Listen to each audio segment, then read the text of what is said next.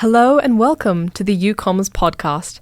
This podcast is run by the UCOMMS Society, the club here at UC for communications and media students. We previously had this podcast, but it's been a minute, so we're dusting it off and we're bringing it back.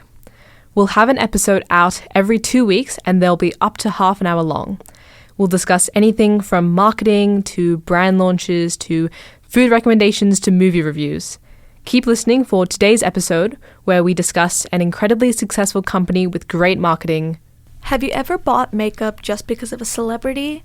If you have, you're not alone, because millions of people do it every day. And today's brand turned that influence into $1 billion. Welcome to the UCOMMS podcast with your hosts, Sean and Jazz. And today we're breaking down the success story of Rhode to see if it's really worth the hype or just really good marketing. Okay, so before we get into if it's worth the hype, let's look at Rhode's history. The founder behind Rhode is none other than Hailey Bieber, who launched the brand in June 2022 in the US. Hailey partnered with both a cosmetic chemist and a dermatologist to develop products that really work. In her words, her skincare philosophy wants to curate products that really work and were accessible to everyone. Her first launch contained only 3 products: peptide glazing fluid, peptide lip treatment, and a barrier restore cream. These 3 products shook the skincare industry and sold out in 3 days. Not necessarily because the products themselves were something new and amazing, but because of something that went viral. The viral peptide lip treatment phone case, where people could keep their lip treatment right next to them. After this, Rhode became a widespread trend and finally came to Australia in February 2026 with Mecca as their place of purchase. So I don't know about you, Shan, but whenever I go into Mecca and I see Rhode, I always get a little bit curious. Yeah. So now going back to Hailey's skincare philosophy, she said that she wanted her products to work and be accessible, right? Yes. When looking at the reviews on Mecca, her brand would have an average of 4.2 stars across all products. The most popular ones being the peptide lip mask, well, of course that's what made them go viral, and the cream blush. The price ranges from around $31 to $66 from the lowest to highest, which I would say is decently affordable for a celebrity-based brand. So accessibility, yes. Workability, however, also yes. Rhode works not just because of its ingredients, because they're not really that special, but it works because it focuses on the skin barrier health and hydration, and that's what makes the skin actually look better. So the ingredients aren't anything rare or special, but it's a really good formula. The reason it became so popular is because of the exclusivity behind it, because it was only in the US for a long period of time before it was able to come to Australia, which is able to build up that oh my gosh, I really want to try this brand out. And its celebrity influence with Hailey Bieber running the brand and all the drama always surrounding the Bieber family, which places her in a lot of spotlight, which gives her a lot of traction, which is a great opportunity to promote her brand. It also became so popular because of the aspirational marketing. She's not just marketing the product or the peptide lip treatment. She's marketing a lifestyle and an aesthetic that she's built over time on social media with the clean girl aesthetic. And yeah, all of her marketing on her social media personal profile, which is basically just marketing for Rhode at this point. There's also the fun food sensory behind it as well. A lot of her products are named after food. For example, there's the cinnamon roll lip tint, which smells like freshly baked cinnamon rolls, one of my personal favorite scents. And so every time you use the product, you're also smelling it, and it triggers that nice sensory feel, and it makes you crave it like you crave cinnamon rolls. With the food product names, it also creates easy opportunities for photo ops. The Rhode social media aesthetic is very minimalist with their color scheme and their font choices and how they market their products, so it makes it really easy to market new products. Most of their products, as we said, are named after food, which often have a color associated with them.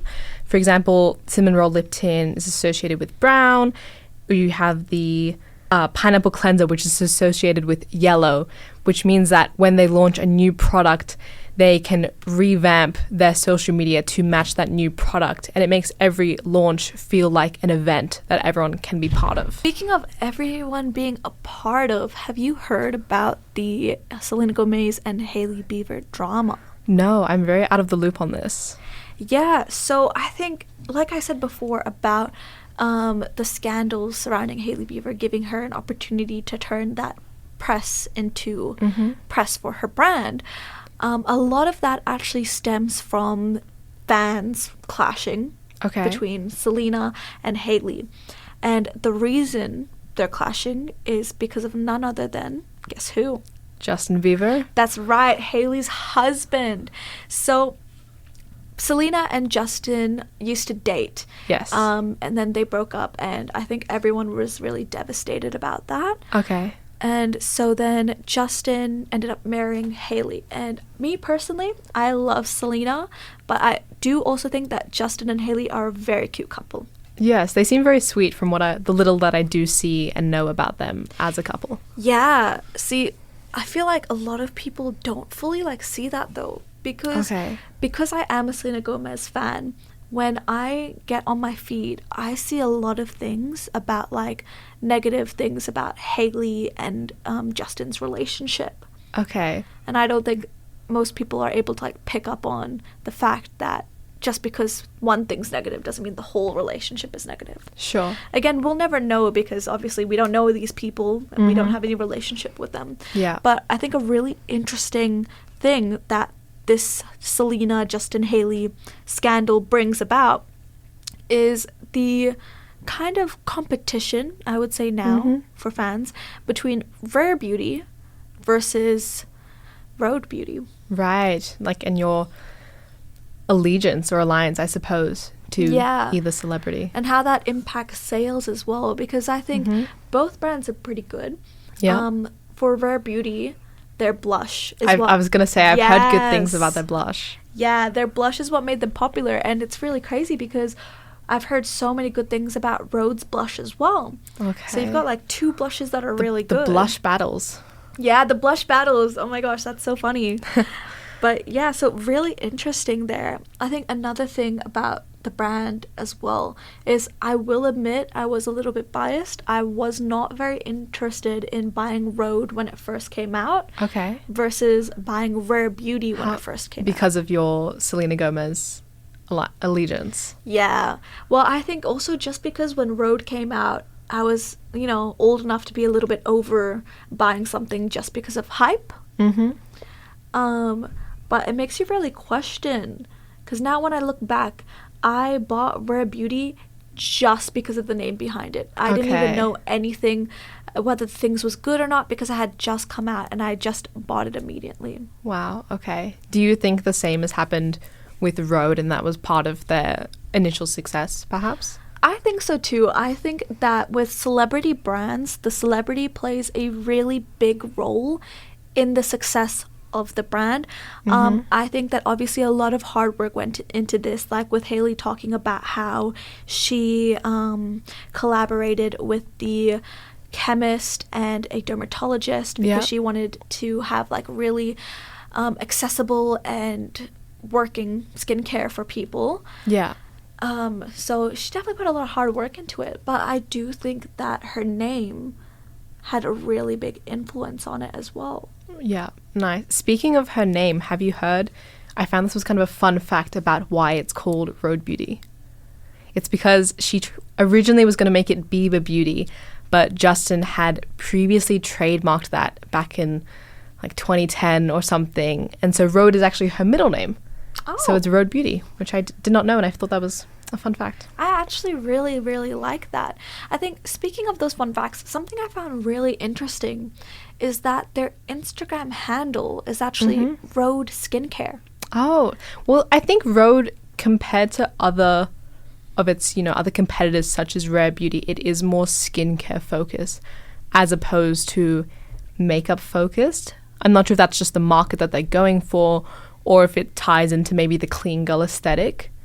It is more, skincare, trying to be low maintenance to be high maintenance to be low maintenance or whatever, as opposed to being more makeup focused like brands like Rare Beauty. Yeah, see, I think that's really interesting, but what I find a little bit confusing about it though is, if I was to see a brand and it was called Rhode Skincare, I would think that they just do skincare. I would not think that they would do makeup. True. I suppose beauty, such as in Rare Beauty, is more encompassing as a term. And I think, yeah, it's interesting that Rhode chooses to align themselves more with skincare in particular. Well, I think it's like what you said, how they want that clean girl aesthetic. Hello and and welcome to the UCOMMS podcast. This podcast is run by the UCOMMS Society, the club here at UC for Communications and Media students.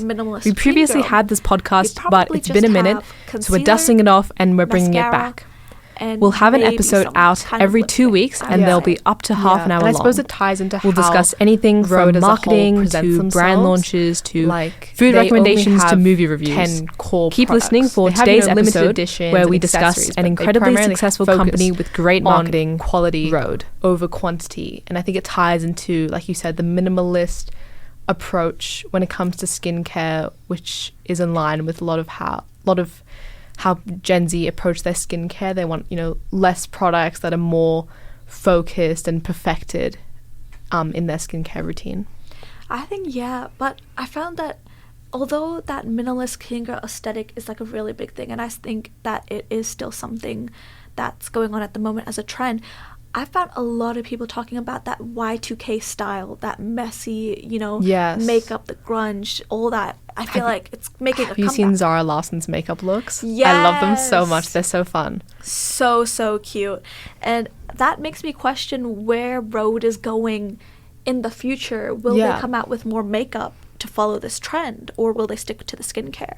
It's interesting to see, for sure. We'll have to wait and watch to see if they really stick to their core principles and stick to what they've been good at, I suppose, with their, perfected formulas, or if they'll try and match where the culture is going with, more messy, more fun, more colorful makeup focus. Well, I guess they could bring that, fun Y2K style into their skincare as well, because I did see that their newest product launch is actually pimple patches. Oh, I think I saw with the stars, right? Not the stars. So So I believe that the star shape specifically is branded with Starface. Oh, okay. So what's Rhode then?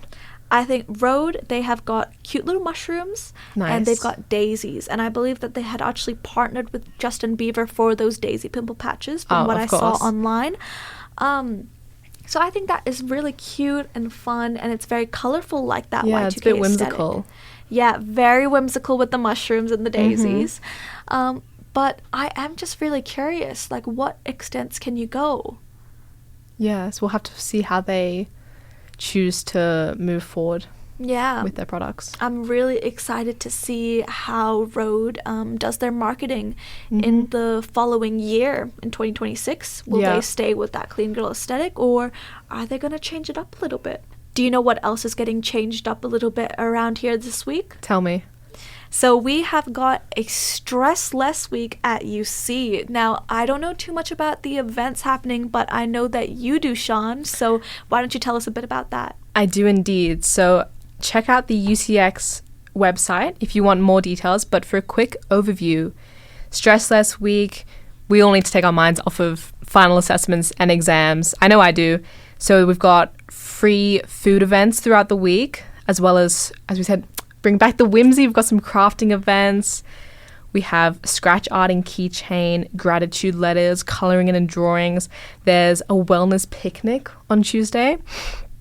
And then there's more structured things. There's a cooking class on Wednesday. There's dogs on campus on Thursday. I'm not quite sure what that is, but you will definitely see me there. And then there's a karaoke night on Thursday at the UC bar.